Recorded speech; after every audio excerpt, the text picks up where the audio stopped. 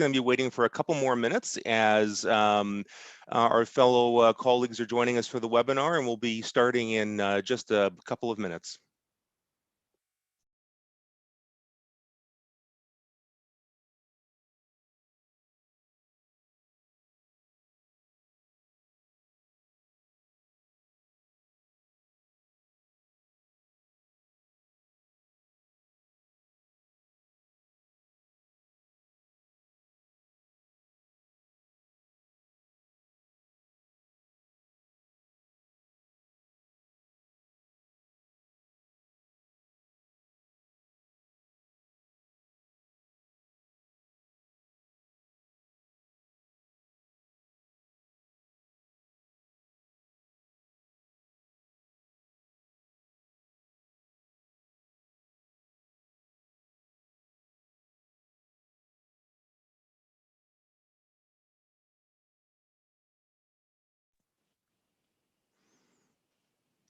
Hi, everybody. Welcome. We're just going to get started in about 30 seconds for those who are joining us here on Zoom and those who are watching through YouTube Live. We're just waiting for the rest of our webinar participants to join, and we'll get started very shortly.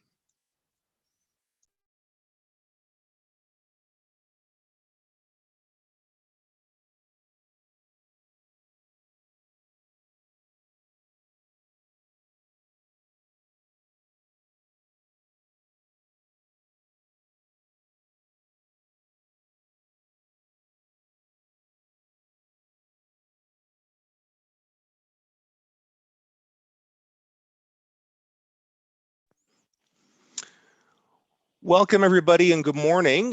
Great to have you all with us here today. My name is Ryan Andrasov, and I'm the Director of Digital Leadership Programs at the Institute on Governance. Really excited to dive into today's webinar, which is looking at rethinking HR for the digital era and looking at how we approach people management to enable digital government. This is the fourth in a series of digital governance webinars that we've been hosting at the IOG over the course of the last few months.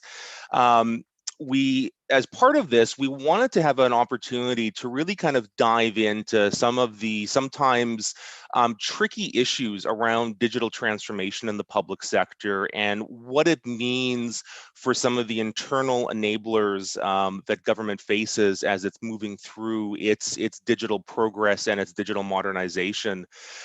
In the work that we do at the Institute on Governance, we do a lot of executive leadership training around digital and some of the issues around things like HR and procurement and ethics keep up coming time and time again as issues that people are interested in diving more into. And so that was part of the impetus behind us putting in place this webinar series.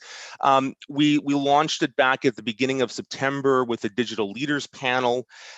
We then had a session on the ethics of AI. Last month, we did a webinar looking at modernizing procurement practices in the public sector.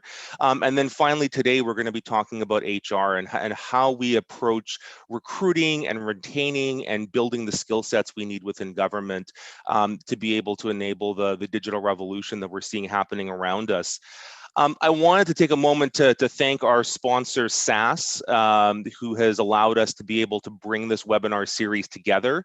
We're very appreciative for their support in enabling us to run this series of webinars over the course of the past 4 months. And I also wanted to mention that, you know, even though today is the last of these webinars, and I'll mention this again at the end of the session today, we're really hoping to kind of take the data and the lessons learned over the course of the past few months and be able to highlight some of the lessons, some of the feedback, some of the excellent kind of comments and discussions that we've had from people.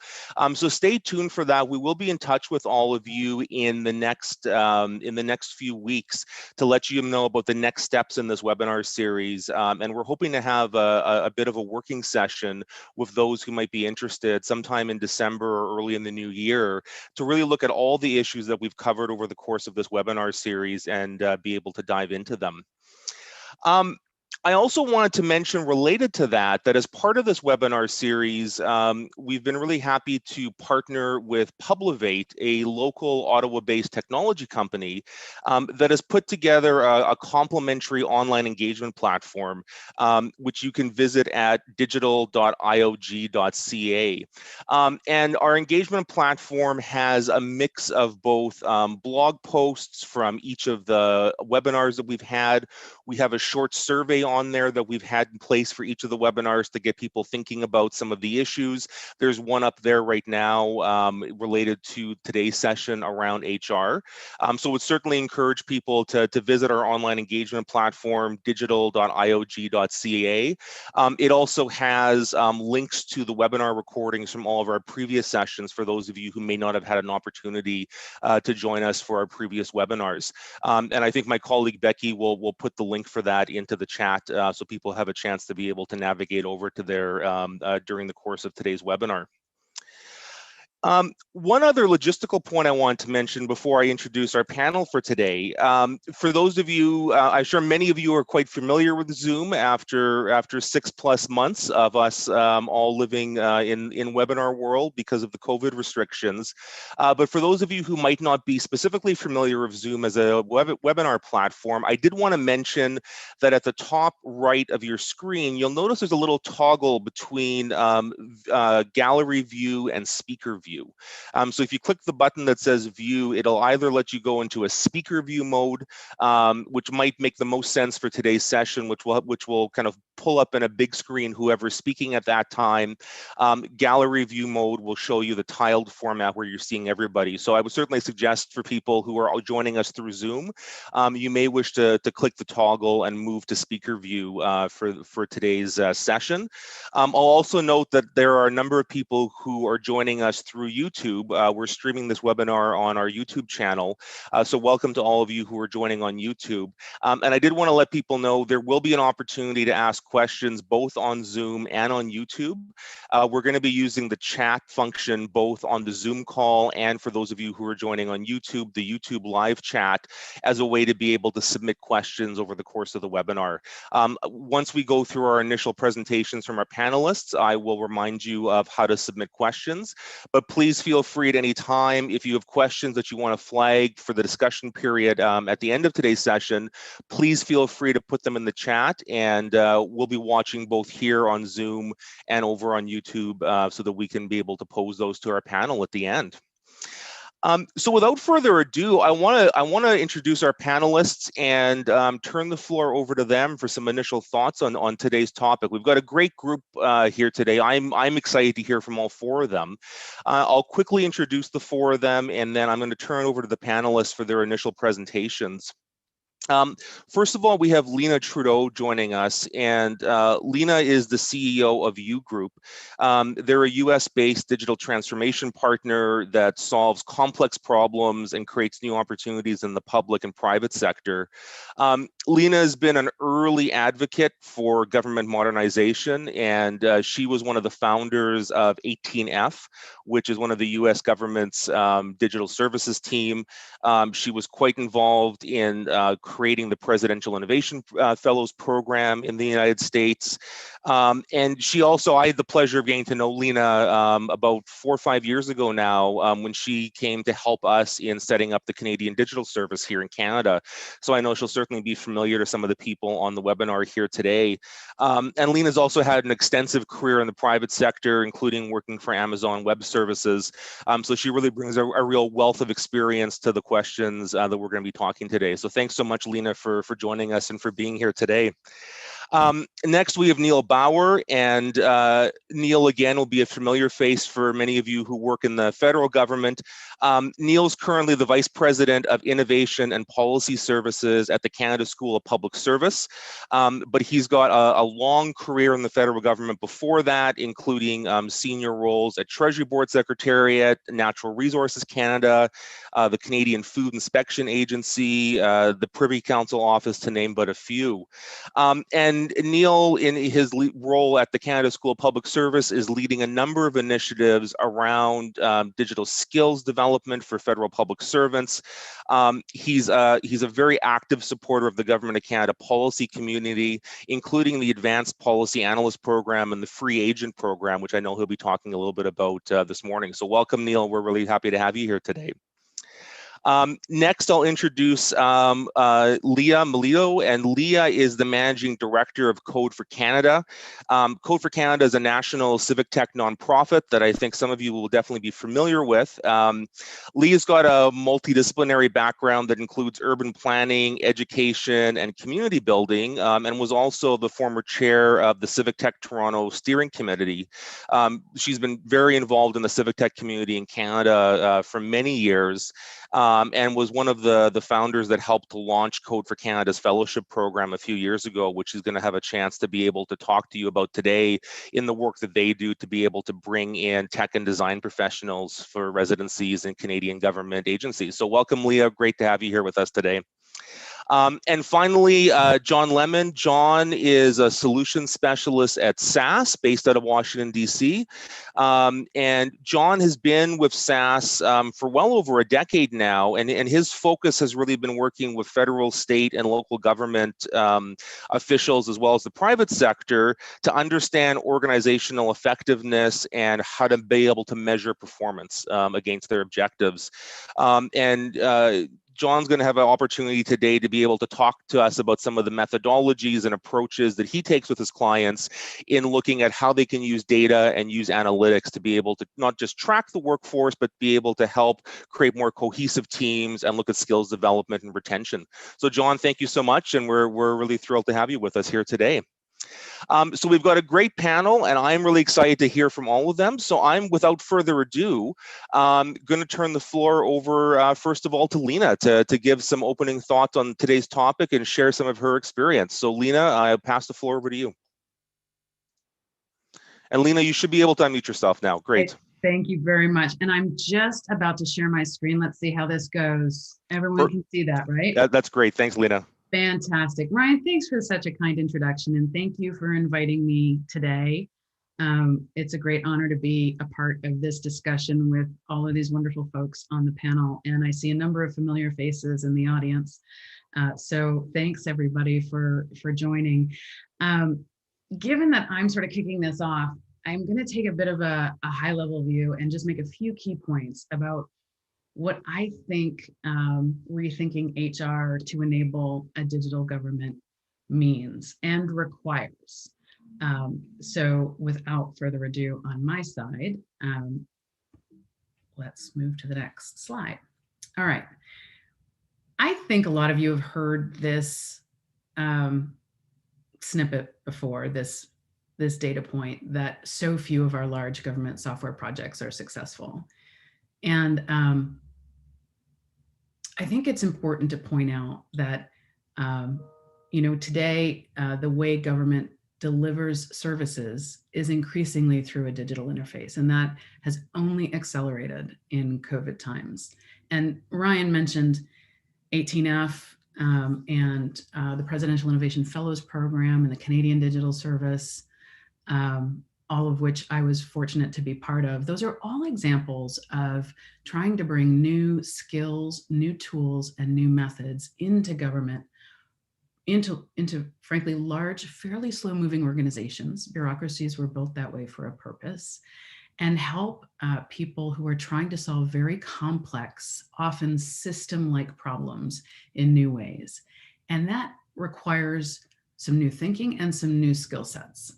So I'm not going to go on too much about organizations like those, because I think Leah from Code for Canada is going to cover a little bit of that. But it's not just, I guess the point I want to make here is it's not just about the technology. If we're rethinking HR for a digital world, we really need to back up just a few steps and understand that at its core, government is a services business. We leverage technology a lot, and we, in delivering services at scale, should absolutely do that to the best of our ability. But ultimately, it is a services business. And my friend Sean Boots recently wrote, after going to the Forward 50 conference, which was held recently. If you haven't had a chance to attend that, you should try it next year. It's fabulous. But he wrote a blog post on reflections on that conference called, I've written it down, I want to get it right. Government is actually a big tech company. They just don't know it yet. And it's a really interesting read, and I recommend everyone read it. But I actually disagree. I think government is in the business of providing services. And those services, as I said, should be enabled by technology. Ultimately, fundamentally, services are delivered by people for people. And that has enormous implications for HR.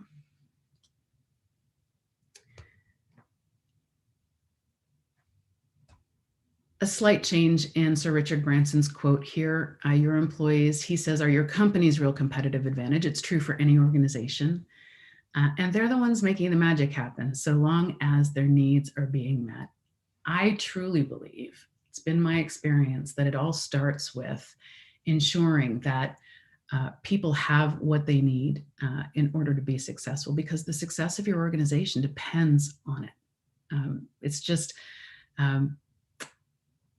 it's so true that in our values for my company, we put people first. It's our folks and then our customers, which seems odd, but if we take care of our quote, another great quote from Richard Branson, if you take care of your people, they'll take care of your customers. So what that means for HR is that it makes HR, I would argue, the most important organization, the most important part of any organization.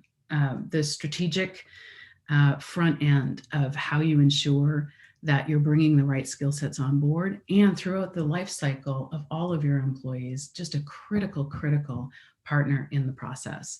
And so to set the stage, I'm going to talk about a couple of things that folks in HR need to think about as they embark on this journey of transformation. So the first thing I would say on that is that language is really important. And so, like many organizations, our organization has changed from the nomenclature of human resources to calling it people operations. And there's a couple of reasons for that. First of all, people operations is, to my mind, more holistic and more inclusive than the notion of human resources. Maybe it's just me, but human resources has a connotation to me of administration and rules and risk management and benefits, and some very defined things that are true services in nature. But the notion of people operations is operational for a reason. And it's, I think, important to think about HR as an organization that gets things done, that's outcome driven, that partners with the business side of the house, managers, in a way that is mission oriented. We call it the mission in US government organizations. I think mandate covers it in the Canadian context. But that notion of being aligned around an outcome, I think, is really important. And as well, thinking through this in a way that really understands that the employee needs to be at the center of the experience. We talk a lot in the digital world about user experience or customer experience. In an HR context, it's really all about the employee experience. Pardon me, I have a couple of notes here. I want to make sure I don't miss anything. So HR is, and people operations, as we call it, is a critical component. I think culture is also really critical. And what I would say at its core is that culture is a shared value system.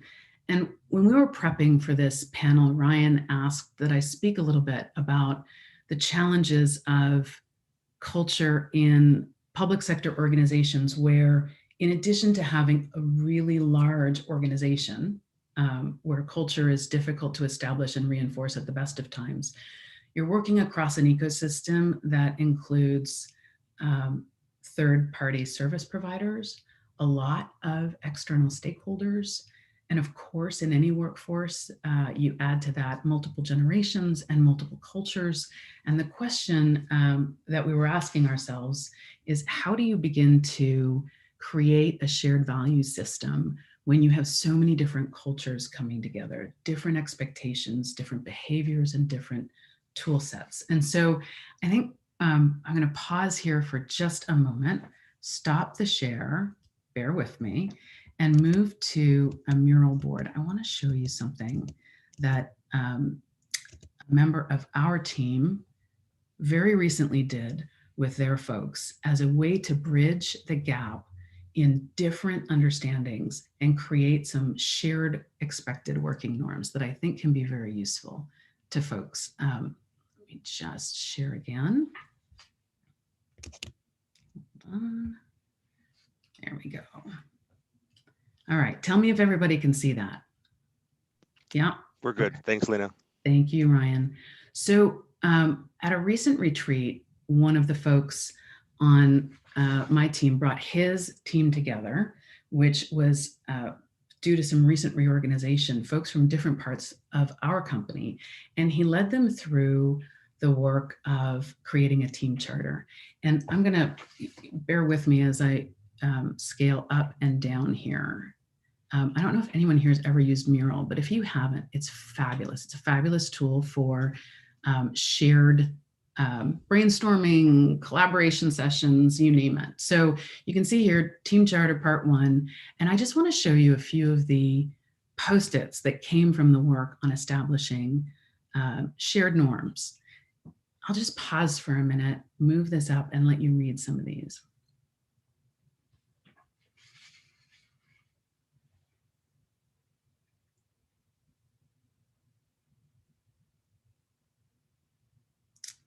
So I'll bring it back down again, and we'll look at a couple of the headers here. Establishing expected norms and creating objectives. I think the two most important ways that we can align people when there's an enormous diversity of perspective and background in teams is giving them a shared goal, understanding the outcome we're all in service of, and then creating the kind of team-based shared norms, expected behaviors that you can hold people accountable to. And you can see here, there's a few other things. I'll just give you a quick look at Team Charter Part 2. Some great questions about how are we perceived? How do we want to be perceived? How will we know we're successful? What are the steps required getting to this success? I'm going to stop share and go back over to my presentation just to wrap up. And say, you know, ultimately this is about, even if you can't control beyond the broader organization, in the broader organization, what culture looks like. And it's a separate issue we can talk about because it's important to understand as well, even if you're operating at the team level, what in the organization gets rewarded and what gets punished, what gets you promoted, what gets you fired. Those are really, really important sort of living aspects of any culture. But going back to the team environment for a moment, I think you can do a lot as a leader in the organization around aligning your team around an outcome, ensuring that together you work through what that means for how you're going to treat each other through the process, and then documenting that. The exercise itself is critical because it ensures engagement and ownership. And the documentation of it is critical because it allows you to hold people accountable to it over time, which reinforces the culture. When you, again, reward good behaviors that you've all agreed are the ones you expect of one another, and you punish bad behaviors, that sends a very, very loud signal to people on the team about how they need to operate. So that's sort of the I guess, intro to some of my thinking about how we need to shift around people operations and how we work in organizations. It starts with a fundamental shared culture and value system. It's operational in nature, and it needs to be continually reinforced. I know that a lot of you are going to be really interested to get to some of the guts of, well, what skill sets are actually required and how do you write job descriptions in a way that attract people? What does talent acquisition really look like in a new world? So I've included some helpful resources here, knowing we're not going to cover everything today. And I'll make sure that these slides are available to Ryan and can be shared out with everybody after the session. Ryan, back to you. That's great. Thanks so much, Lena. Really appreciate some of those thoughts. And I think, thinking around some of those cultural aspects of how do we build teams that are particularly working with very diverse skill sets, very diverse backgrounds, working across sectors is an important framing as we dive into the conversation today. Neil, I'm going to turn the floor over to you next, because I think, Lena's given us some really helpful, I think, high-level thoughts around some of the cultural aspects of building modern digital era teams. You've been in the trenches, so to speak, for the last few years. I know leading a number of initiatives within the federal government to say, how do we actually do this in practice and within government and make some of this real? So, Neil, I'm going to turn the floor over to you, and I think we're going to throw some slides up for you as well, to be able to kind of walk through some of your experiences and some of your thoughts on this. So Neil, the floor is yours. Fantastic. Thank you, Ryan. And first of all, I will be speaking in English, mais je serais bien heureux de prendre vos questions en français aussi. Et les diapos seront disponibles en français aussi après la présentation. So I'll circulate the slides in English and French through Ryan to all of you. So great opportunity. I'm glad Lena mentioned Sean Boots. I know Sean Boots, and I think it's well worth the read. And I agree with Forward 50. I'm also glad, Lena, that you pointed out in terms of the project success rates and digital generally. So from my perspective, as an orienting comment, digital transformation speaks to the management and leadership paradigm shift that we're in the midst of. And so it is truly profound. I think, forget HR for a moment. All leaders in the public service should be thinking about the shift to digital in the sense of being more open, more iterative, more agile, more data-driven, more inclusive, et cetera. And the digital standards and the digital principles that apply are actually a call for a change in leadership for the business as well as for enablers. I wanted to make that point. I also want to say, though, that the words digital transformation and the word digital is a buzzkill for many people because they immediately compartmentalize digital into technologists. And in fact, as I said, the principles of digital apply across the board. So for sure, if you accept the notion that digital transformation is actually about modernization of the public service, and actually that digital transformation is about the pursuit of excellence in a modern context, then of course it changes what the business needs to do, the talent they need to acquire, the culture they need to create, and also, of course, the enabling functions of HR and IT and IM and procurement and finance and all of the other enabling functions. So that's my starting point. As Ryan mentioned, I'll just, if you advance the slide, I'd like to mention a few initiatives that I've been involved with recently, which have tried to advance experimentation and innovation in HR, and which I think we can say broadly fit some of the imperatives of digital transformation. The first is the free agent program, and if anyone's interested in more here, I'd be happy to give more. But basically, the free agent program is a program in government where various departments hire people to become free agents, and they're hired against attributes rather than competencies per se. And once admitted, they then are free to go on assignments across any department or agency. And the home department does the staffing actions and classification actions with the host departments. And basically, it's a way to try to make more frictionless HR for the departments that host free agents. And also it tries to be the perfect boss to free agents by having talent managers that support them, that help them to go from assignment to assignment and build their skills and so forth. So we have about 90 free agents currently, and we've just finished the recruitment cycle and we'll be bringing in 10 more before the holidays. And there are now 4 home departments in the program, NRCan, Transport Canada, Treasury Board Secretariat, and ISED, all of whom I consider to be HR leaders for taking this leap and trying a different approach.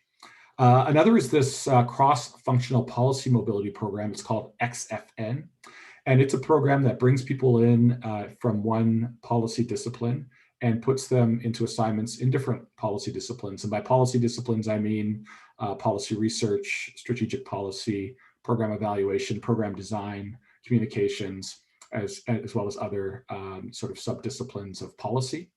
And that program has been running now for a couple of years. And it is a more highly curated program, but it really seeks to create mobility across classifications and functions and departments and subject matter areas, and really try to support this notion that we focus on the person and what they can do and what they want to learn, rather than just focusing on the system as it is.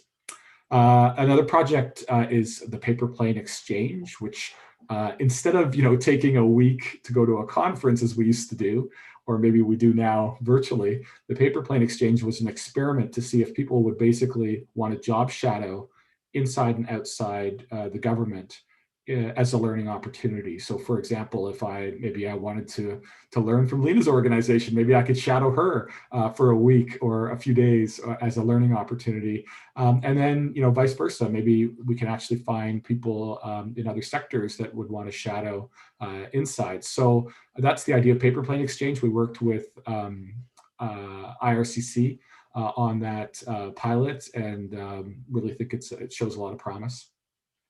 The FlexGC, I hope people have heard of FlexGC. They've recently put out a FlexGC Nomad pledge.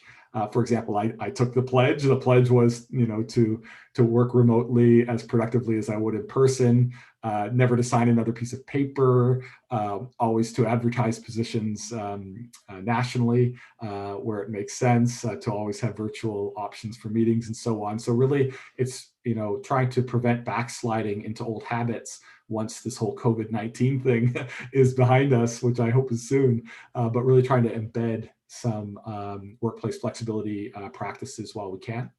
And the other project here is Herbie, not the love bug, but it's the HR business intelligence project that we ran. And we did that with a number of partners, including StatCan and Treasury Board Secretariat.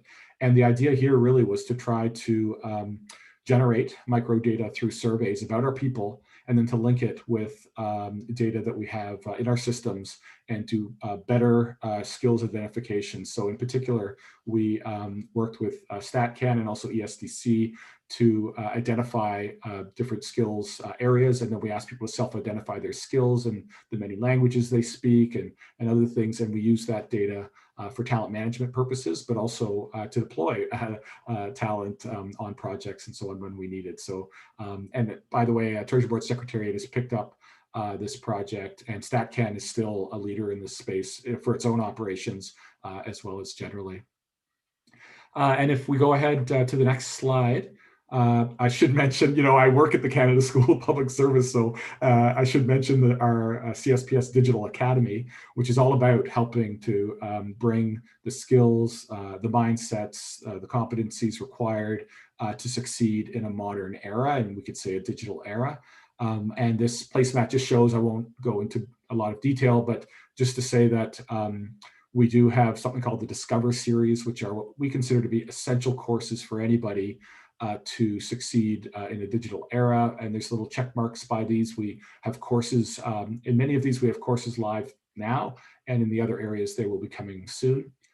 We have also collaborated with many provincial governments and with Apolitical. We've just completed another round of the Apolitical Digital Bootcamp, which is open to everyone. And so that's fantastic. And we also, for the public servants on the line, have digital events. We try to have a featured event every month. The next one, next week, is the Open Government Digital Forum, which will include a lot of AI projects that have been undertaken across government and discussions around those. And then finally, we also worked with a company called Skillsoft that has some great online resources. So these are all free to federal public servants.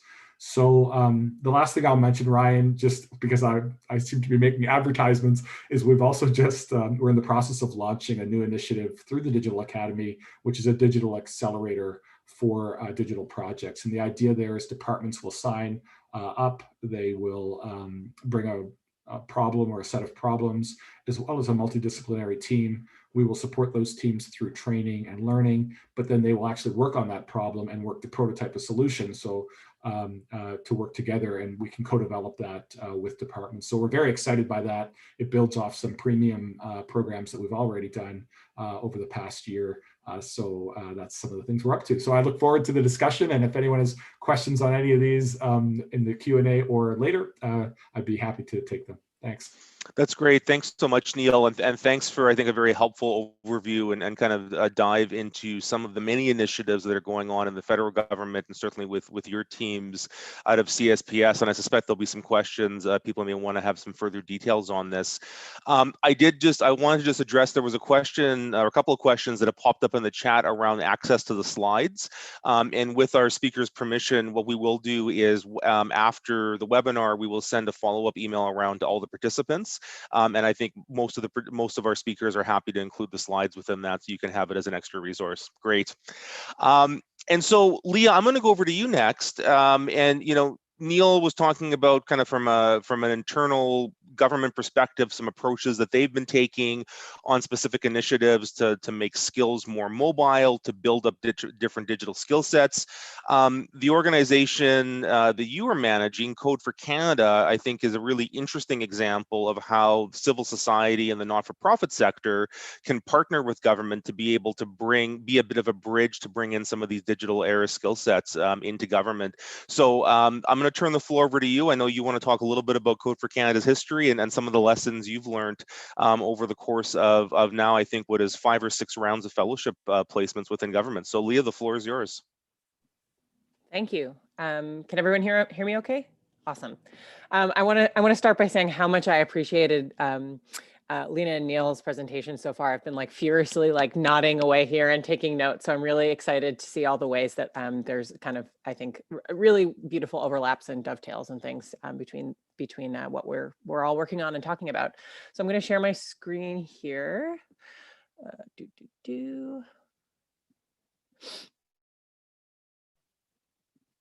All right. How's that looking? Okay, great.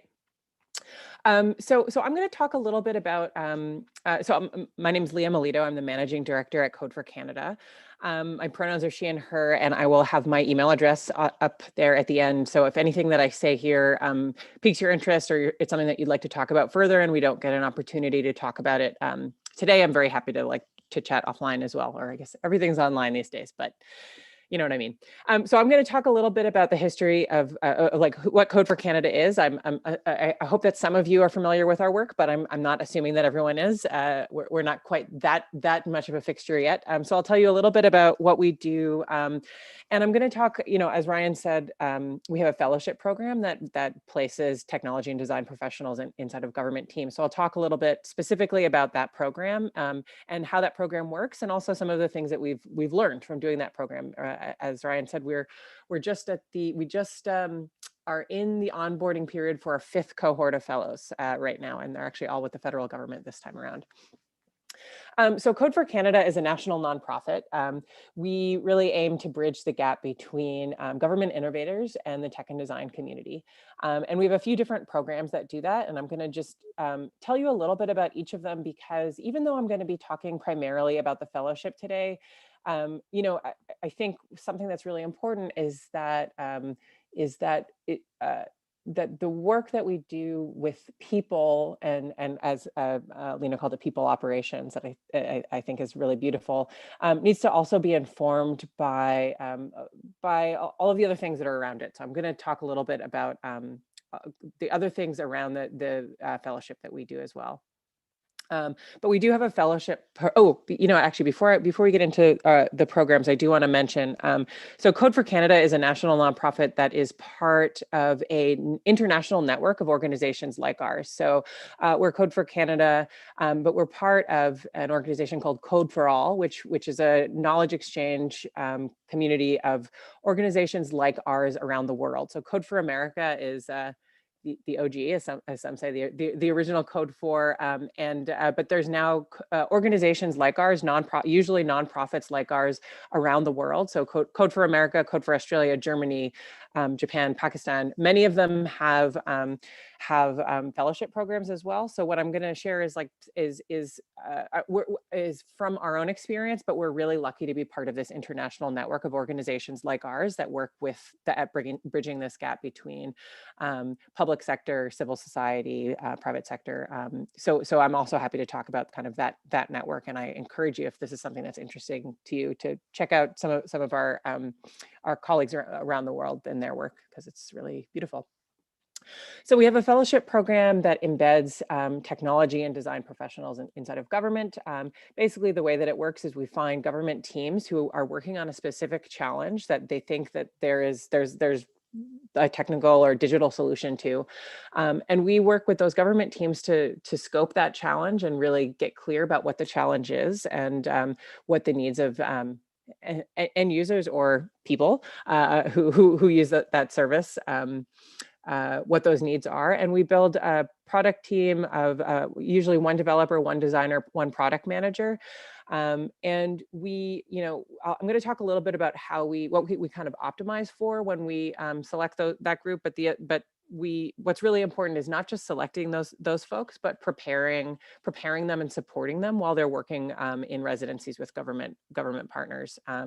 So it's really important to think not just about who those folks are, but how you're preparing and supporting them throughout the course of the time that they're doing their work. And I'm going to talk a little bit more about that in a minute, but we do have a fellowship program that I'll talk quite a bit about more in a moment. We support a community network where we serve as sort of the hub between grassroots community groups across Canada that are doing civic tech work, sometimes totally as grassroots community groups, but sometimes also in partnership with governments that want to work on specific challenges with members of the community. We run an education program which aims to help close the gap in specifically in the challenges that I think many teams are facing when trying to do this digital transformation. Often there's skill gaps. There's not just people that you need to bring in, but there's also ways that you can skill up folks who are already on teams, and that's something that the education program is working towards. And we also have two local programs that I won't talk too much about, but I just want to let you know that they're there. Civic Hall Toronto is a membership-based program that is aimed at enabling government teams in the GTA, in the Greater Toronto Area, to gain access to education opportunities, collaboration opportunities with civic tech practitioners who are outside of government, and to just build a network between folks who are doing this kind of digital transformation work, because often it can feel kind of lonely, right, to be doing this work. And I think panels like this really help, but having a hub that enables those connections is something that we found is really valuable. And our last program is GRIT Toronto. GRIT stands for Gathering Residents to Improve Technology. And that's a usability testing service that is geared towards making usability testing something that's more inclusive and representative of the actual end users of technology. Often we find that when we're building technology, whether it's built in the private sector or in the public sector, there's a real temptation to test. People know that testing is important, but there's a real temptation to test with, your partner or the person in the next at the next desk. And this is about making sure that process is more inclusive and is that technologies are tested with folks who are actually going to be using it. So that's a little bit about all of our programs, but I want to dive into the fellowship program in a little bit more detail in the last few minutes that I have here, and tell you a little bit about one of actually the first projects that we did through the fellowship program. We had a team of fellows who were working with VAC, with Veterans Affairs Canada. And it was one developer, one designer, one product manager who were working with the service team at VAC to rethink the way that veterans get access to, even before they get access to, learn about, understand, and then get access to the various benefits and supports that are accessible to them. So as you can imagine, Veterans Affairs Canada provides an incredibly wide range of supports to veterans, but that if you imagine what those supports and programs look like, this is actually a photo of the sort of like model of how all of those programs and services relate to one another. And what they found that folks were often doing was, having a call with someone at VAC who was an expert, who kind of like had all of this in their head, frankly, and was having careful conversations with folks to understand what their specific situation was, what they were eligible for, what they needed to apply to in order to get access to the thing that they were eligible for. And as you can imagine, that was not a great experience, for veterans, and also not probably the best way to use the immense amount of expertise, or I shouldn't say use, not the best way to leverage the immense amount of expertise that was in the department. And so the fellows worked alongside the team at Veterans Affairs Canada to build a tool that made it much easier to sort of self-serve access to this constellation of benefits that are available to veterans.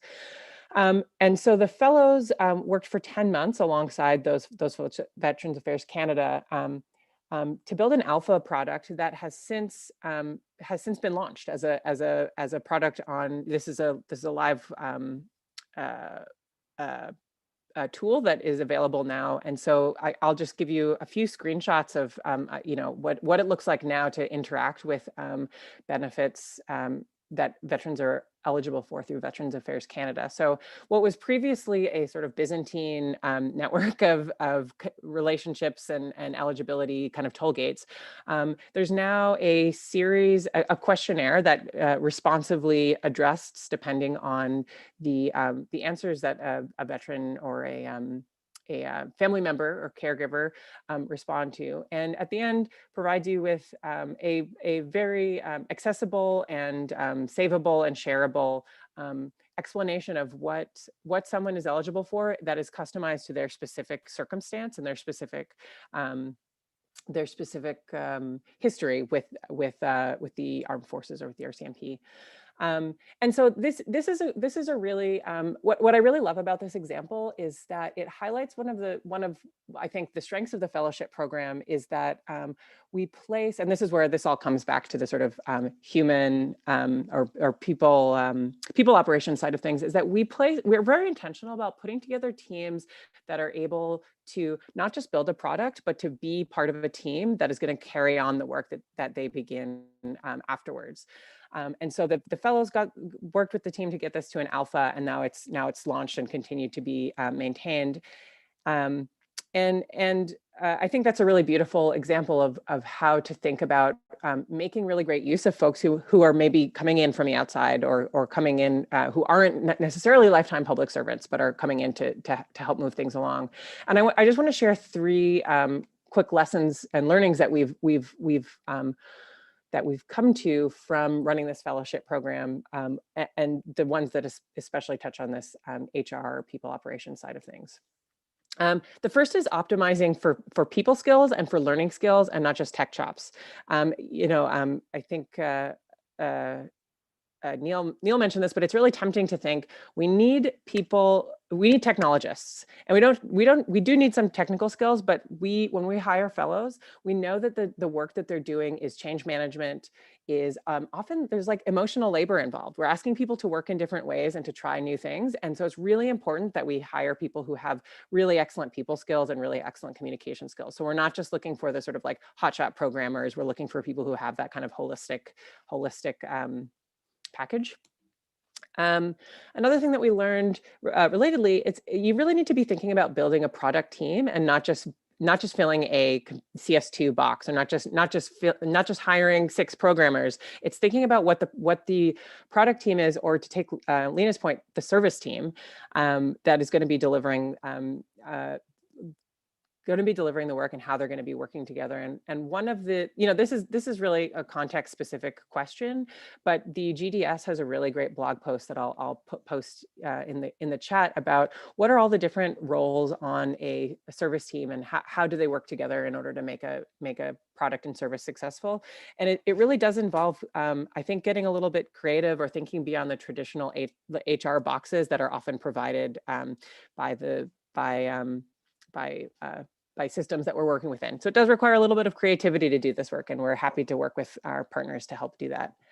And the last thing that I alluded to earlier is that it's really important to invest in scaling up your, quote, non-technical colleagues, because especially for when we're thinking about these products as being parts of services and not just being products and not just being technical products, there's lots of opportunities for folks who are maybe maybe policy or service folks who are actually thinking of them, who actually can change the way that they think about their role and change their skills and their approaches to serve in sort of like a product manager kind of role. And that's something that, like, it's great to bring in folks from outside to serve as product managers to do this kind of work. But there's also an immense amount of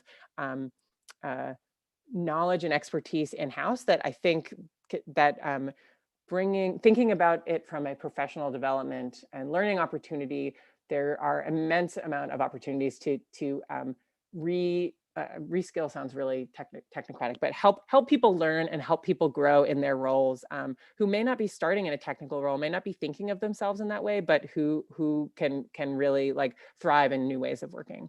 So the last slide I'll put up is just my contact information. I'm very happy, like I said, to answer questions or comments, and I'm looking forward to this conversation, but also happy to chat after this panel as well. Great. Thanks so much, Leah. Really appreciate you giving some insight into the work that Code for Canada is doing. And I think those are some really helpful lessons learned from your experiences around this as we kind of dive into the conversation and explore these issues a little bit further today.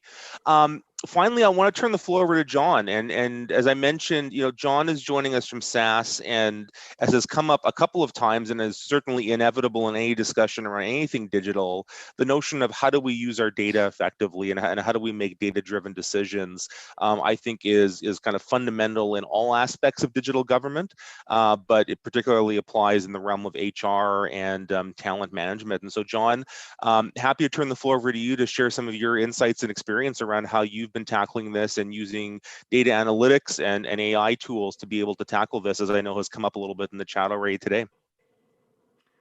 I appreciate it. Thank you. Are you going to put the slide up, or should I go ahead? Yep, we've got it up there for you. Thank you. Yeah, Lena and Neo and Lee have done a great job thus far of exposing us to some of the different programs and organizations that we can use to kind of rethink or reimagine how we're doing HR these days. But as you were just saying, I want to focus a little bit more on how we can use data and algorithms and analytics to really dive into understanding what's happening in our workforce and what may be causing stress and the types of things that we can discover in that data. What I'm showing here is a graphic of all the different areas and throughout the employee's life cycle that we can kind of interject analytics and machine learning to give us a better idea of what's going on. This is not by far an exhaustive list or a complete list. These are just what a lot of people are talking about these days and seem to be the most interested in understanding a little bit more. On the left-hand side, you can see some of those areas that are during the pre-employment part of the life cycle. So when we're onboarding employees and recruiting them, these are some of the areas that we can affect. And along the bottom is some of those areas that we interject ourselves when we're trying to grow and nurture and engage the employee and making sure that they're feel good and secure in their job. And on the right-hand side, is more of the back end of the employee's life cycle, where we're looking to, retain and incentivize the employees, and then maybe eventually even retire them during the employee's life cycle. I want to dive a little bit deeper into each one of these areas, and I want to start on the right-hand side first, because there are statistics out there that say to recruit, onboard, train, and get someone up to speed, it can take anywhere from 30% of a person's salary if they're at a junior or entry level, or up to 200% of a person's salary if they're an executive level to get that person on board. So it's much more cost effective to retain the talent we already have on board rather than to just continue to recruit people over and over and over again. And ways we can use data to do that is, first, we can do things like predict attrition. We can predict who we think is going to leave and when we think they're going to leave. So there's variables out there, and we've identified, I think, 150, 160 different variables that are very common in just about every HR system. So things like age, gender, job title, tenure. It could be anything from work schedules. There's a number of different variables out there, salaries, things like that, that we can use to predict when we think people are going to leave the organization. Some of the things are pretty easy to understand, like age. Folks in their 20s, they're just figuring out their career. They have a lot higher probability of leaving the organization because they're jumping around and trying to figure out where they fit in different organizations. They have a lot higher probability of leaving than someone in maybe their 30s and 40s that are starting the families. They need the job stability. They have a lot lower probability of leaving than someone, let's say, in their late 50s, early 60s that are getting near the retirement age. So they would have a lot higher probability. So age is something that we can pretty easily understand. But there's other things out there, like maybe your job type. Job types have a huge influence on when people may leave the organization. If you take some old budget director like I am, jobs are a dime a dozen for us. The technology doesn't change, the skill set doesn't change that often. So the chances of someone leaving the chances of someone like a budget person leaving are a lot lower than someone like a cybersecurity specialist. There is a lot more demand for cybersecurity specialists than there are supply of specialists out there. So those people have a lot higher probability of leaving because they're constantly getting offers thrown at them from different organizations.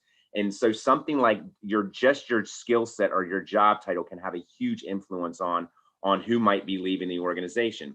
So we're going to take all those different lenses, your tenure, your age, your job title, your gender, all types of those types of things, and crunch the numbers and then come up with when we think people are going to leave the organization. It can be by individuals, it can be types of individuals, it can be by organizations, different departments, different programs, different initiatives, but we can start getting an understanding of what we think the future holds for our attrition.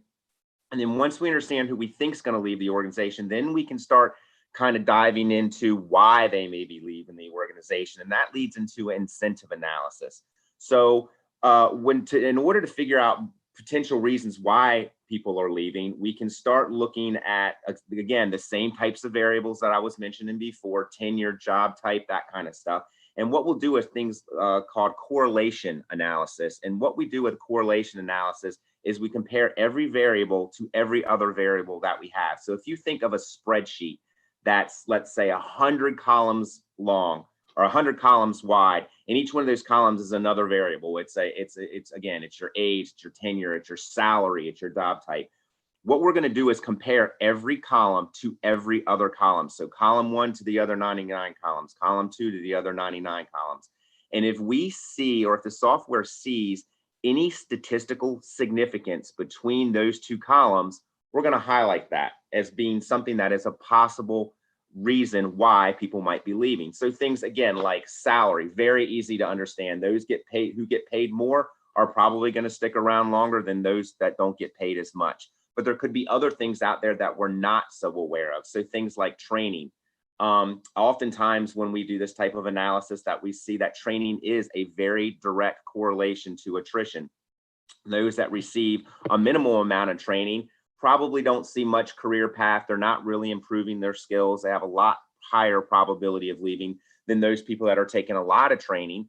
Those people probably feel more secure about their future. They feel like that they're keeping up with technology. They feel like the company's really, or the organization's really involved in their career growth. So those people may have a lower probability of leaving. So understanding that, now we can start setting up our portfolio of incentives, because different incentives have different impacts on different people. And when I say that, I tend to use a personal experience of mine.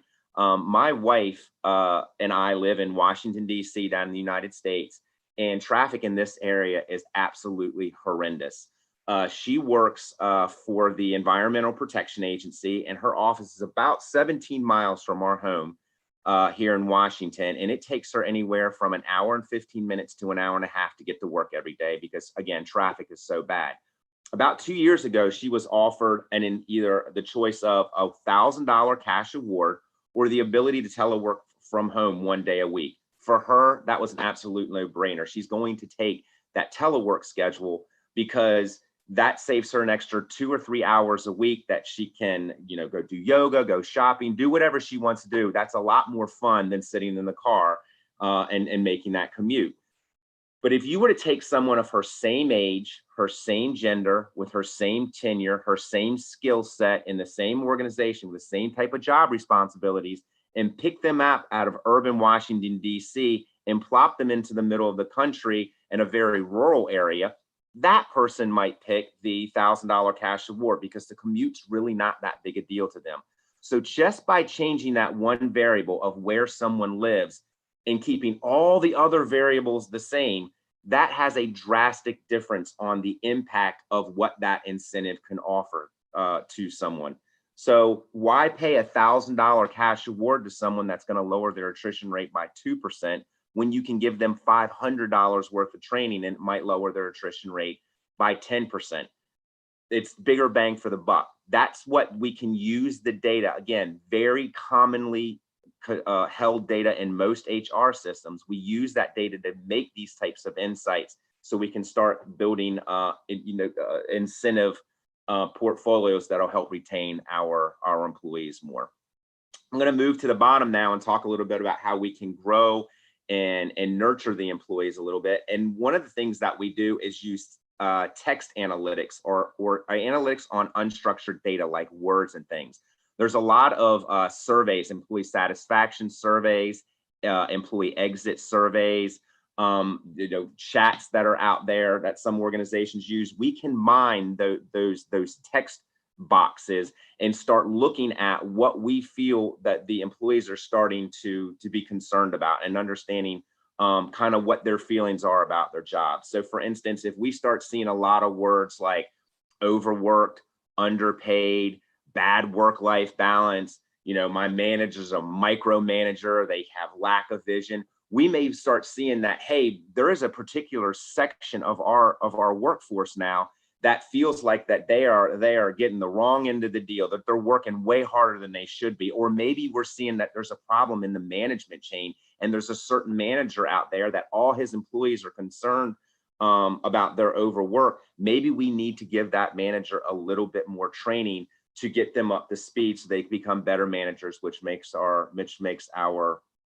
employees experience a little better.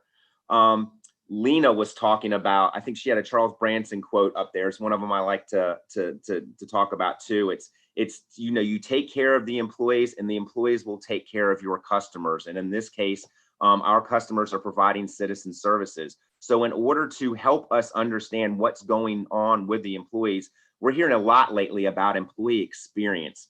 Employee experience in COVID times is very, very different. People are used to be working out of the office. They're used to having a lot of interactions with their colleagues. Now we're all working from home. I personally myself have kids at our school right now that are just getting ready to go to lunch. So that's going to become a little more hectic in my house right now. But I have my doors closed and my signs up and everything to make sure that we don't have any interruptions. But those types of distractions and stresses can really start weighing on employees. And if they are, is there things that we can do to help them understand that there are resources out there to help them, give them people to talk to, or give them ideas on the way that they can structure their house. So again, we can use data to help us figure out where those stressors are and what employees we can predict, types of things that we can do to help those employees get through those stresses. Another area is skill gap analysis. So understanding what skills our employees currently have and what's expected of them and what we need them to have in the future, and then developing ways for us, a plan for us to get them where they are now to where they need to be in the future. So we have a very well-staffed organization.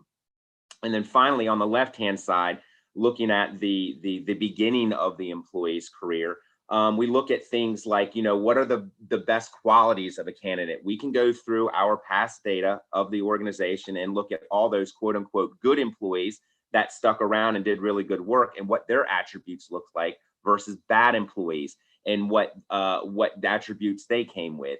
And then once we understand what those attributes are, we can apply them to our stack of resumes and see if we can find those. So for instance, if we're looking for 10 qualities in an employee, maybe it's a certain education, maybe it's a certain management experience or some tenure that they've had or whatever it is, we can understand what those 10 qualities are and then score the resumes of the candidates that are coming in. And those candidates that have 8 or more of the 10 skill sets that we're looking for, we're going to score them higher and put those resumes at the top of the list, as opposed to those candidates that maybe only have 1 or 2 of the qualities that we're looking for. We'll save those for another day, or maybe even possibly another job of which they are highly qualified for that they're not even aware that is out there. So another way that we can kind of use data to do that. And then Leah was talking a little bit about building the different types of teams and product teams to go out there. One of the things that we can also do is do team optimization. So understanding what are the personality traits that make a good team. There's some people out there that really like to dig into data. There's other people out there that love to talk to people and educate them. There's other people out there that have great organizational skills. Those are all critical to making a good team, but some people are sometimes forced into doing things that they're not comfortable with. Maybe that data analyst isn't good at speaking in front of people or explaining the thoughts and gets very nervous when they're up in front of talking to people. That's something that we need to know about so we can find someone else that's maybe a little bit more experienced about doing those types of presentations. So these are just a few of the different ways that we've been helping different customers out there to rethink kind of what their day-to-day jobs are along the HR area. One of them that we've been working with recently is the Special Operations Command here in the United States. It takes about 12 months and about $100,000 to send candidates through this particular program. And what was happening is the candidates were dropping out in month 10, month 11, month 12, after the government had made a significant investment into their training, only to have them fall out. So they came to us and they said, is there any way that we can predict when these candidates are going to fall out in maybe month 1 or month 2 and save ourselves a little bit of money? And when they gave us the data set, they said, we think the best predictors of finding out when people are going to fall out of the program are more the physical attributes. Things like how fast they can run a mile, or how fast they can get through an obstacle course with a rucksack, or how many push-ups they could do. But when we got our hands on the data, it was the soft skills that were the best predictors. And in fact, the very best predictor in finding out when people were going to fall out of the program was their peers' rating of their team skills. And I don't have the numbers committed to memory right now, but if it was something on the scale of like 1 to 5, if your peers rated your team skills at 4.7 or higher, you had something like an 87% chance of making the program. But if your peers rated your team skills to be at 4.0 or below, then you had something of like a 12% chance of making the program. So it goes back to that decision maker. If I'm going to go out there and make my guys and gals better and help them get through this program, do I tell them to go run around the track for an hour or do more push-ups? The data says that you shouldn't. The data says maybe you should put them in some soft skills training because they become better teammates that way. So it's using data like this to give us insights to make better decisions as we are starting to rethink and reimagine the HR world. That's great. Thank you so much, John. Appreciate you giving us the insight into how you've been working with clients, kind of looking at data and being able to take that data-driven approach to managing the workforce. I think that's really helpful as we kind of think about, the challenge that all organizations are facing on this going forward. I want to invite all of our panelists to virtually retake the stage with me, and they can turn their cameras back on. We have a little bit of time to have some discussion, and and we've had a few questions come in already. And I just want to invite everybody, if you do have questions for our panel, please feel free, for those of you who are on Zoom, to use the chat to put your questions into the chat. And those who are watching on YouTube, you can use the YouTube chat. We're monitoring that as well, and we'll bring some of the questions in on this. Just to kind of kick the conversation off, one of the kind of questions I have for all of you is really about, how do you get started in terms of making some of these changes within your organization? I mean, we run our digital executive leadership program at IOG, and we have government executives come through. They get excited about the possibilities of modernizing their organization, but one of the things we hear time and time again is, this is great, but I'm going to go back to my home organization on Monday, and some of those internal enablers, be it procurement, be it HR, be it our budgeting processes, whatever it might be, aren't there yet, right? We haven't, they don't necessarily have kind of the momentum behind that. And I think, a number of you have kind of shared some personal stories and case studies of I think, really innovative approaches to within this realm of kind of talent management and HR to do it differently. I guess, my question for all of you, and it's a tough question, so I apologize for putting you on the spot on that, but is there kind of a secret sauce to get it going? I mean, what did it take to get some of these things off the ground? I think, Neil, about the free agents program, I mean, what was the spark to make that happen? Lena, if I think about, the Presidential Innovations Fellows program, or getting 18F off the ground, what was some of the spark to be able to make these things happen? I mean, I'll open the floor up if any of you want to dive in on this, but I'm curious if you have any advice. Neil, do you want to maybe kick this off? Yeah, sure. Thanks, Ryan. So there's two things I just want to say. I want to give the caveats first. The first caveat is you should not take advice on this from anyone, including from an old white guy. And my second point is that, in fact, this kind of leadership is a ground game call. You know your organization's best. You know the culture. You know the systems. You know if you should start big or start small. You know if you should start quiet or start loud. You know who the allies are and who the blockers are. So there's no more important decision for a leader in the digital space to understand their situation and then to think this through. So just to validate your question, Ryan, I think this is a really vital question. In some of the cases I've been in, it's worked differently. I think generally we have a superhero model of innovation, which means that a personality and a group of personalities have to put themselves out there and pursue something, because they will get a lot of questions and resistance, and worse, they'll get the slow no, where it doesn't appear like anyone's saying no, but really the system is saying no in its own way. So I do think that it does take a lot of perseverance, and you have to be committed. In a situation like that, it is good to have friends, it is good to have allies, and it also helps to have senior leadership alignment in terms of the freedom to innovate, or the freedom to experiment, or the freedom to transform.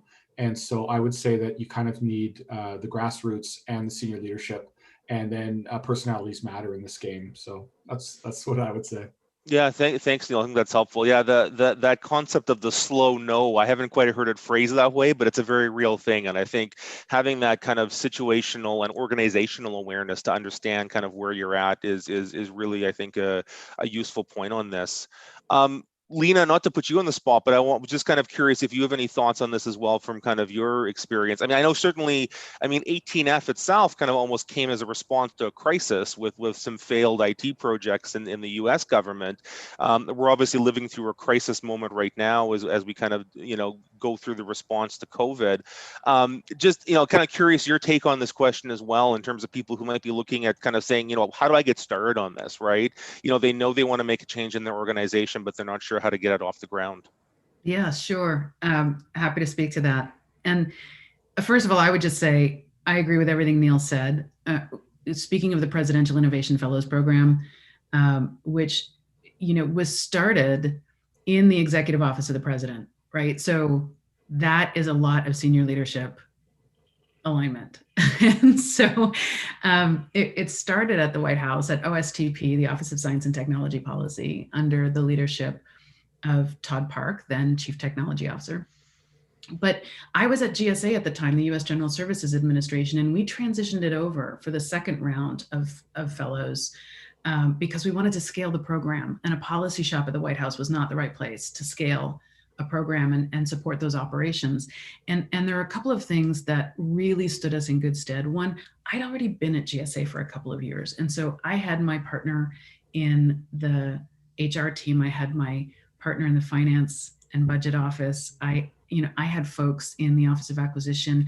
I mean, there were partnerships already established across the organization. And it's really amazing when you've got that trust, when you're given a task or when you take on a task that involves a fair amount of risk or maybe a certain level of urgency.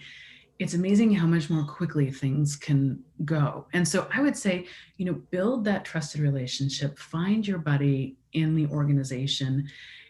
In my case, we started pretty big, but in so many cases, starting small with something experimental that is low risk and showing early results, nothing develops trust like actual results, right? And then build on that foundation of credibility, take those small steps quickly, be ready to pivot in order to make sure that it meets the needs of other stakeholders as you grow larger. And then back to your point, Ryan, I mean, never let a good crisis go to waste.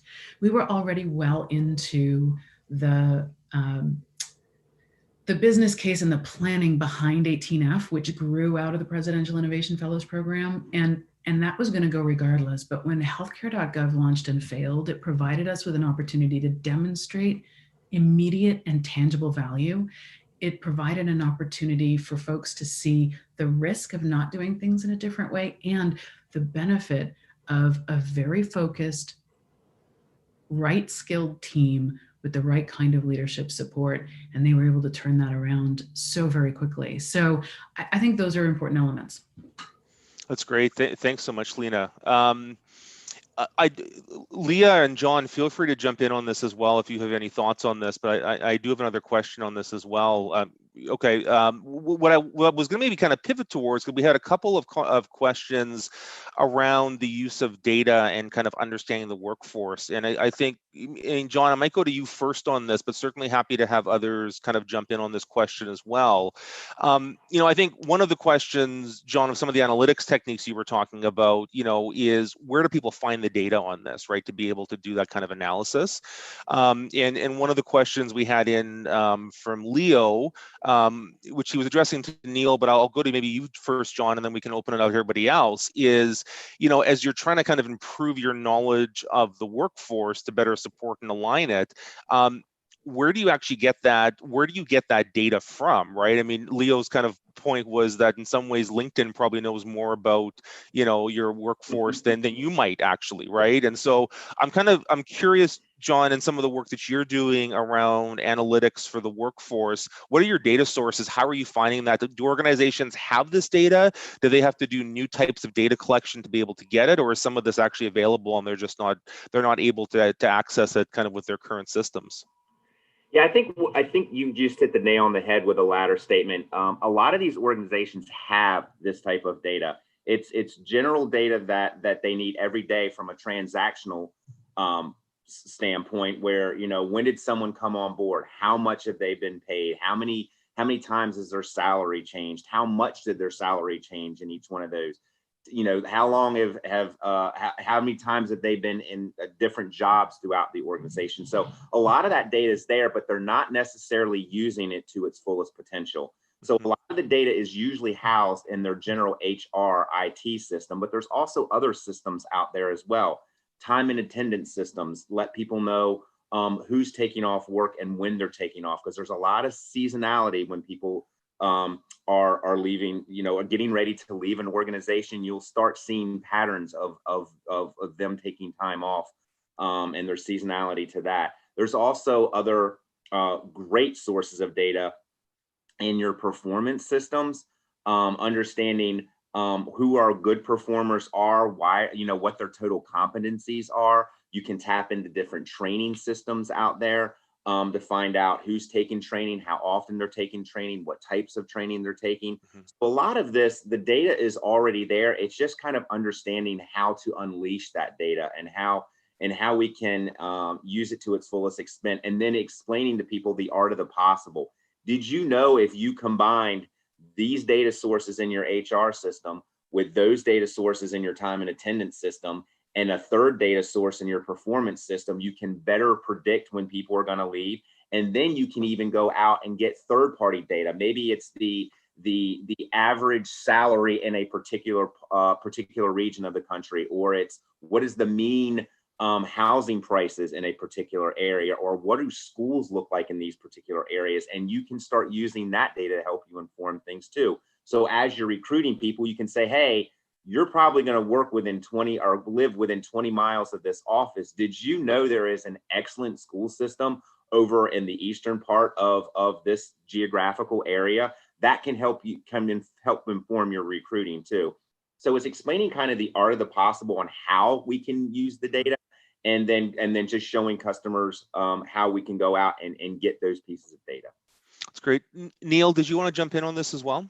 Yeah, just to add, so great question, and I like John's answer to it, but I just wanted to add that there are a number of really interesting Pathfinder projects happening across the government. So from with the support of OCRO, the Office of the Chief Human Resources Officer at Treasury Board Secretariat, the Public Service Commission, I mentioned StatsCan, many departments as well. In fact, Etienne Laliberté, whose name I see on the attendance list, did an inventory of HR data Pathfinder projects in the government of Canada. So for those that are interested, you should direct message Etienne and get a hold of his inventory. There's lots of interesting work that is being done, but there's much more to do. And if anyone here from a federal department wants to do more in this space, I know that there's plenty of willing partners actually. That's great. No, thanks, Neil. And Leah, I wanted to actually go over to you next, and maybe a little bit on the same question. I mean, if you've got any thoughts about how through Code for Canada you kind of use data to evaluate how your fellowship teams are doing or what their experiences are like. I also was kind of wondering, Leah, maybe you might talk a little bit about the recruitment process at Code for Canada, because I think it's something we haven't talked a ton about yet today, but I think this notion of how do you actually recruit talent, and in your case, I think interestingly, the Code for Canada model, you're actually recruiting teams, right? You're not, each of your fellowship teams has a product manager, has a developer, has a designer. And so kind of curious, both kind of this question of how do you use data to make those decisions and kind of evaluate their experiences, but how do you actually from the front end in terms of the recruitment process, think about recruiting teams as opposed to recruiting individuals? Yeah, I mean, I think we have at Code for Canada, we have a really different context with the question about data and HR, because we are a team of 16 staff and right now 12 fellows. So the way that we think about data and evaluation looks really different in that kind of context. We're not in that kind of like more big data zone about it. And so, when I think about, I think that data question, the question about how to use those sorts of data sets makes a lot of sense from a retention perspective. But when I think about the recruitment and selection process, our M&A lead would probably not agree with this way that I'm about to frame it, but it's much less data driven and much more conversation driven, right? And story driven. And those, the reason that I know that my M&E lead would disagree with that is that those are data. Those are different ways of thinking about data. Yeah. But because we're optimizing for teams and for those interpersonal communication skills, we're really looking for the way that we approach this is that we have a panel of experts who are senior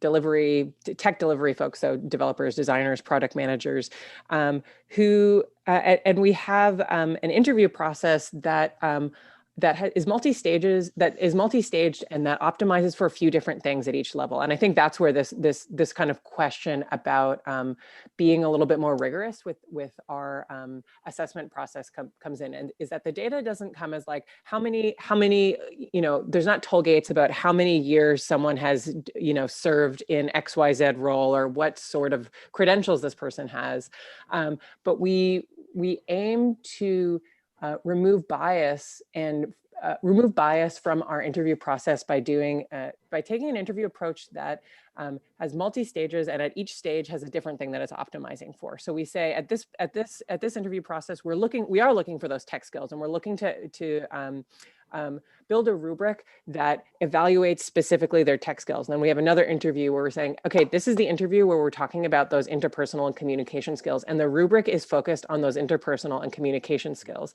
And that's a really important way to, I think, remove bias, because giving ourselves that sort of like focus for the stories that we're looking at when we're evaluating people makes it a lot harder for those biases to creep in, where we're not saying like, I just have a good feeling about this person. I think that they're going to be a culture fit. Like those sorts of things are real red flags. And so when I think about data, I think about those sort of like focus questions and focus objectives of each interview phase, and being able to be really clear about the story that you're connecting with your evaluation, and connect it with the specific story that person told, or the specific story that we see that may not be about a number that is in a spreadsheet, but that is still, I think, an important way to think about how to use data and information better to make these decisions.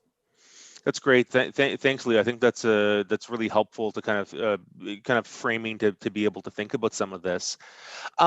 One of the other things that I actually want to pick up on, and there was a question that came in from YouTube on this around upskilling non-technical colleagues, right? So we talked a little bit about, obviously there's a need in some cases to bring in people with kind of deeper technical skills, but as John mentioned, it's actually much cheaper and more effective to kind of retain your existing workforce and be able to train them up than always hiring new people coming in.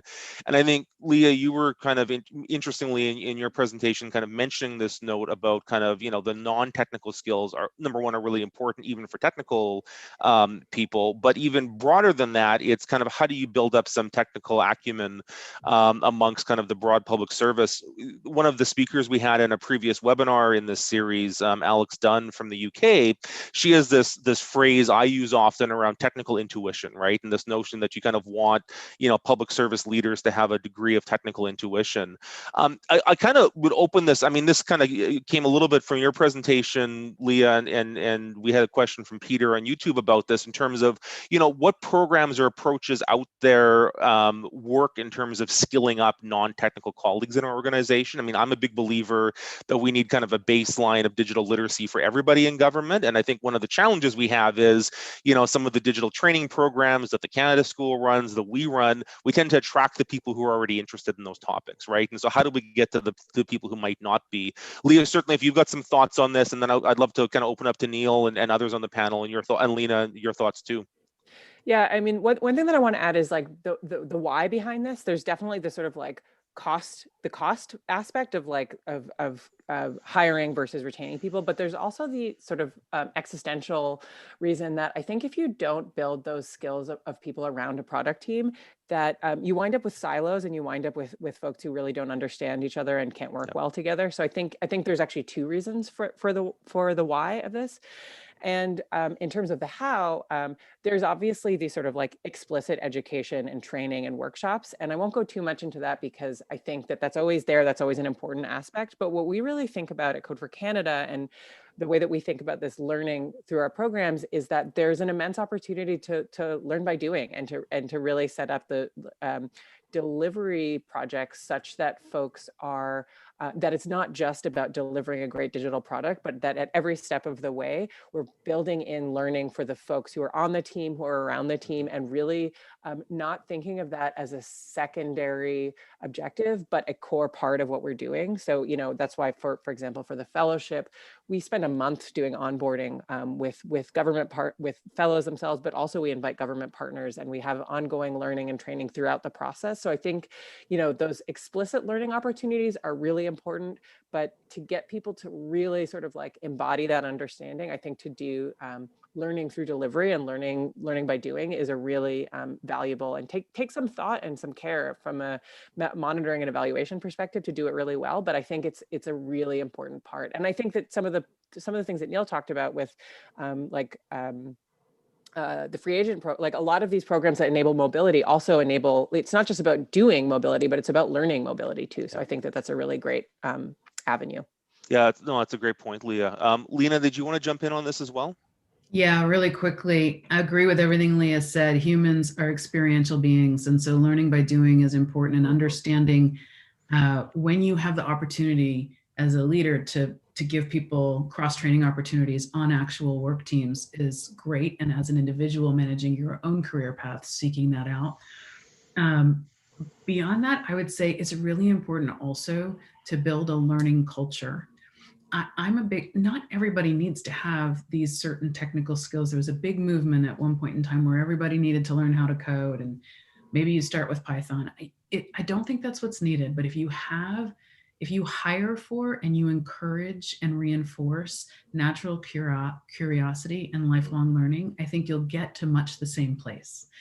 And then finally, in our organization, and I know a lot of the organizations, digital organizations we've mentioned, have these in various forms under different names, but we've established something called guilds, where there is a lead or a set of folks who lead a particular guild around a craft or technical competency, and we carve out time among our folks to ensure that they're spending time with that guild, learning, reinforcing skill sets, sharing information. And it can be a really a great leadership opportunity for folks on your team to spend a bit of time leading a guild. That's great. Neil or John, do either of you want to kind of share any thoughts on this? Neil, maybe I'll go to you first, and then John, if you have any last thoughts on this before we close. Yeah, I love what was just said by both Leah and Lena, so I won't repeat it. But just for those of you that would like, I put up an advertisement here for busrides.ca, which is an open platform, a micro-learning platform for everyone. It's open to the internet. For those public servants that are here, we also have an open government forum next week and some learning events around this and lots of courses. And we put those in the chat. And then, of course, the IOG has an excellent series on digital, and that's open to everyone as well. So there's lots of learning opportunities. And if you want to hear more, just email me or check out busrides.ca. That's great. Thanks so much, Neil, and thanks for all the work that all of you at the Canada School are doing around trying to make some of these opportunities available across the public service here in Canada. John, we're kind of coming up on time. Time goes fast, but any kind of final thoughts from your end on particularly on this issue? I mean, you had mentioned about the importance of training, particularly for kind of retention of staff. Any kind of final thoughts from you on this topic before we go to close? No, I think the comments earlier were spot on. I love the idea of building a culture of curiosity and making sure that people have the resources available to scratch that curiosity itch when they get it. So again, there's nothing better than someone who's excited about their job. They're going to want to come to work every day. They're going to do better at their job. So the more we can get them curious and the more we can satisfy that curiosity, I think the better workforce we're going to have, no matter what your situation is. Absolutely. Well, thanks so much, John. Thanks, everybody. As the saying goes, time flies when you're having fun. And we are unfortunately up at time on this, though I know we could talk about this much more. But I just want to, again, give a huge thanks to our four panelists. This has been a really rich discussion. I know there's much more we could get into. And I know all four of you are very open and accessible for further discussions. So people will certainly have an opportunity to reach out to you further if they'd like to. But thanks so much to all of you for spending the time with us and sharing your perspectives and your experience on this question. As I mentioned, we will send a follow-up email to everybody who was registered and signed up for today's webinar, and with our panelists' permission, we'll share the slides with everybody and some resources in terms of digging into some of these topics and some of these examples a little bit further. I also just wanted to mention, as I said at the beginning, for those of you who may have joined late, this is the last of our series of 4 webinars on digital governance topics, where we had looked at the digital government landscape, at AI ethics, at procurement, and today on HR. We are hoping to kind of take everything we've learned from this series of 4 webinars, all of which I should mention are archived up on our IOG YouTube channel for those of you who haven't had a chance to see them. And we're hoping to do some work in the coming months to actually take some of the lessons from our panelists and from our discussions and maybe distill that into a little bit of a white paper that we can share publicly. And we will plan to do a bit of a working session on this for those who might be interested in a month or 2 ahead. So we'll certainly send an email to everybody who's registered for this webinar and our previous ones to give you some updates on all of that. And finally, my colleague Becky has just posted in the chat a link to a very short, I think it's like a 30-second or less survey, just to get your feedback on today's session. That's always really helpful for us on Mentimeter, or you can just scan the QR code that's up on your screen using your smartphone. Would love to get your feedback on today's webinar. It's always helpful for us as we plan events like this in the future, to make sure we're on the right track and understand how we can keep improving these and make these helpful for you. So again, huge thanks to our panelists. Thank you to all of you who joined us here, both on Zoom and on YouTube.